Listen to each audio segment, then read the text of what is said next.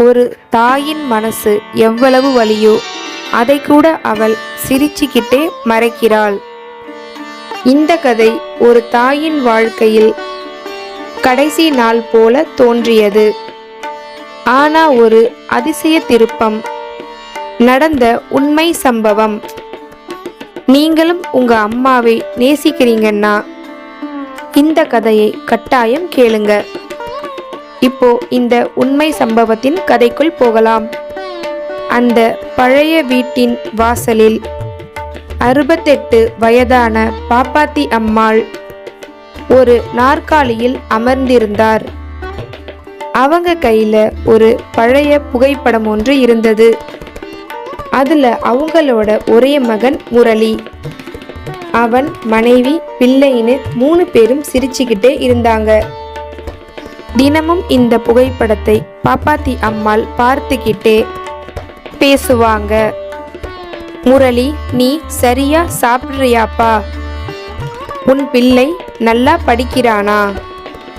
அவங்களோட குரல் பக்கத்து வீட்டில் இருந்த குமாரி அம்மாள் அவர்களுக்கு தெளிவா கேட்கும். சில சமயம் அவங்க சிரிச்சுப்பாங்க. ஆனா பாப்பாத்தி அம்மாவோட உள்ளுக்குள்ள இருந்த வலி யாருக்கும் தெரியாது. ஏன்னா அவங்களோட மகன் முரளி கடந்த 3 மாசமா இந்த வீட்டுக்கு வரல. அம்மாவை வந்து பார்க்கவும் இல்லை. நாள் பாப்பாத்தி அம்மா ரொம்ப தைரியத்தை வரவழைச்சுக்கிட்டு போன் பண்ணினாங்க. முரளி, நீ எப்போப்பா வீட்டுக்கு வர்ற? வீடு மொத்தமும் உனக்காக காத்துக்கிட்டு இருக்குது அப்படின்னு ஏக்கமா கேட்டாங்க. அதுக்கு அவன், அம்மா, இப்போ எனக்கு முக்கியமான கிளைண்ட் மீட்டிங் இருக்கு. இந்த வாரம் கண்டிப்பா முடியாது. அடுத்த வாரமும் எப்படின்னு தெரியல. ஆனா நான் வர முயற்சி பண்றேன் சொன்னான். அவனோட குரல்ல ஒருவித அலட்சியம் தெரிஞ்சது. பாப்பாத்தி அம்மா தன் மனசுல இருந்த வலியை மறைச்சிக்கிட்டு, சரிப்பா, நீ கவலைப்படாதே, உன் வேலை நல்லா போகட்டும்னு சிரிச்சுக்கிட்டே சொன்னாங்க. அவன் போனை வச்ச பிறகு அம்மா வீட்டு சுவரை பார்த்தாங்க. அந்த சுவர்ல ஒரு பழைய கேலண்டர் ஒன்று தொங்கிக் கொண்டு இருந்தது. அந்த கேலண்டர்ல தினமும் ஒரு கோடு போட்டுக்கிட்டே வருவாங்க. முரளி வர்ற நாள்னு எதிர்பார்த்துக்கிட்டே. இப்போ அந்த கேலண்டர்ல கோடுகள் அதிகமாயிடுச்சு. முரளியோட வருகை வெறும் கனவாகவே ஆகி போச்சு. அதே இரவில் பெரும் மழை கொட்ட ஆரம்பிச்சது. அம்மா சமையலறையில் தனியா தண்ணீரை காய்ச்சி கொண்டிருந்தாங்க. திடீர்னு கால் வழுக்கி கீழே விழுந்துட்டாங்க. அவங்களோட தலை சமையலறையின் சுவரில் மோதி அடிபட்டுச்சு. கடுமையான வலி. பக்கத்துல இருந்த போனை எடுக்கலாம்னு கை நீட்டுனாங்க. ஆனா போன்ல பேட்டரி இல்லை. அந்த இரவில் வீட்ல யாருமே இல்லை. வெளியே மழை கொட்டி கொண்டே இருக்க அம்மாவுக்கு தனிமையின் பயம் சூழ்ந்தது. மயக்கம் வரும்போதெல்லாம் அவங்க மனசுக்குள்ள ஒரு குரல் ஓடுச்சு, இதுதான் என் கடைசி நாள் போல இருக்கு. நான் என் முரளியை பார்க்காமலேயே போயிடுவேனா? வலி தாங்க முடியாம மெதுவா கண் மயங்கி போனது. அடுத்த நாள் காலை மழை நின்றிருந்தது. பக்கத்து வீட்டு குமாரி அம்மாள் பாப்பாத்தி அம்மாளோட வீடு கதவு திறந்து கிடப்பதை கண்டு உள்ளே வந்து பார்த்தாங்க. பாப்பாத்தி அம்மாள் மயங்கிய நிலையில் தரையில் படுத்திருந்தாங்க. குமாரி அம்மாள் பயந்து போய் உடனே 108 ஆம்புலன்ஸ்க்கு அழைச்சாங்க. ஆம்புலன்ஸ் வந்து பாப்பாத்தி அம்மாளை மருத்துவமனைக்கு கொண்டு போனாங்க. மருத்துவமனையில் டாக்டர் அவங்கள பரிசோதிச்சுட்டு, காயம் பெரியது இல்லை, ஆனால் உங்களுக்கு இதய நெரிசல் இருக்கு, உடனே குடும்பத்து ஆட்களை அழைக்கணும் என்று டாக்டர் சொன்னார்.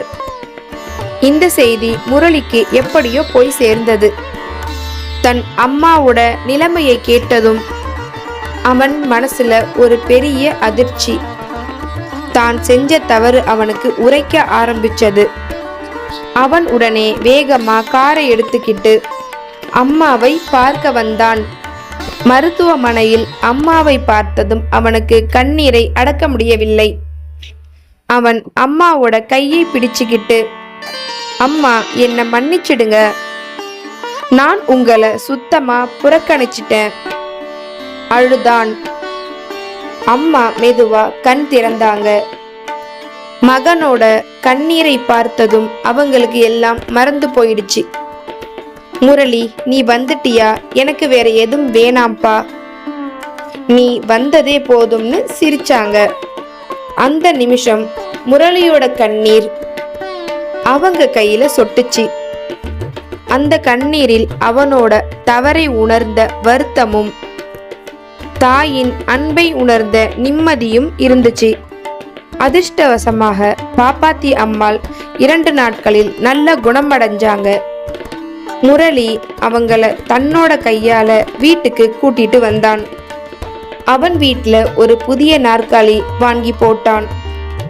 பாப்பாத்தி அம்மாள் தினமும் உட்கார்ந்த அதே பழைய இடத்திலே அதே மாலை வேளையில் பாப்பாத்தி அம்மாவும் முரளியும் சேர்ந்து காஃபி குடிச்சாங்க.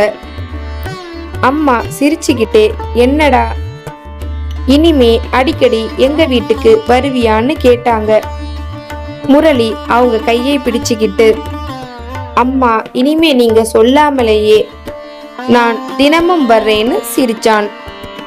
அந்த நாளில் இருந்து அந்த வீட்டு வாசல் மீண்டும் சிரிக்க ஆரம்பிச்சது. மழை பெய்தாலும் பாப்பாத்தி அம்மாளோட மனசு இனி தனிமை இல்லை. அவங்க மகன் பக்கத்துல இருக்கான் என்ற நிம்மதி அவங்க மனசுல தெரிஞ்சது. இதுல நம்ம தெரிஞ்சுக்க வேண்டிய விஷயம் என்னன்னா, சில சமயம் ஒரு கடைசி நாள் போல தோன்றும் நாளே நம் வாழ்க்கைக்கு ஒரு புதிய தொடக்கமா மாறிடும். ஒரு தாயின் அன்பு மரணத்தையும் தாண்டி நம்மை நல்ல வழியில மாற்றும் சக்தி கொண்டது. அவங்க முகத்துல ஒரு சின்ன சிரிப்பை மட்டும் பிள்ளைகளான நாம கொண்டு வந்தா போதும். அதுதான் வாழ்க்கையோட உண்மையான அதிசயம்.